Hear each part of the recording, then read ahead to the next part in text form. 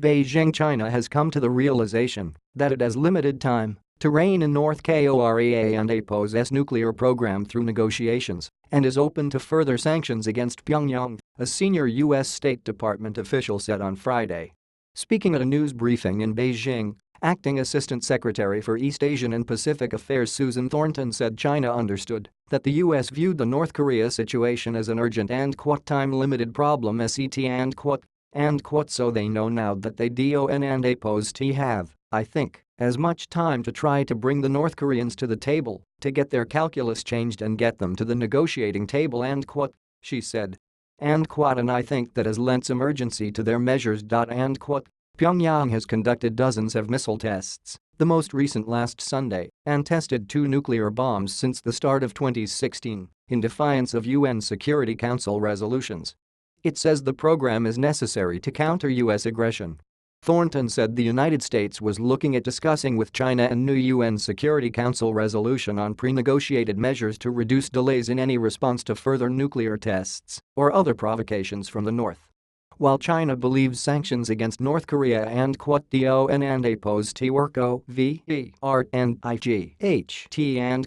Thornton said there were no indications that Beijing had gone cold on potentially implementing more of them against Pyongyang. And their calculus about how much pressure to impose on North Korea is related to their tolerance for potential instability, which is low, I would say, she said. Chinese Foreign Minister Wang Yi said on Wednesday no one had the right to bring chaos to the Korean peninsula, a day after it pushed for full implementation of UN sanctions and called for dialogue. The North has proudly publicized its plans to develop a missile capable of striking the United States and has ignored calls to halt its weapons programs, even from ally China.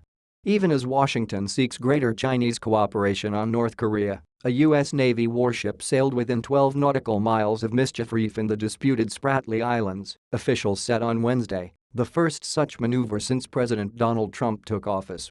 It prompted an angry response from Beijing, which accused the United States of jeopardizing a recent easing of tension between China and other claimants in the region, particularly the Philippines. Thornton said WASHINGTO and APO's policy on the South China Sea had not changed under President Donald Trump and that it remained supportive of the diplomatic processes underway. And at DOESN and APO's mean we are going to change our military presence or our security commitments in the region she said. And those need to stay, and they need to be there, and that will give confidence to the diplomatic process, we think. She said freedom of navigation operations were not the central part of U.S. policy in the South China Sea.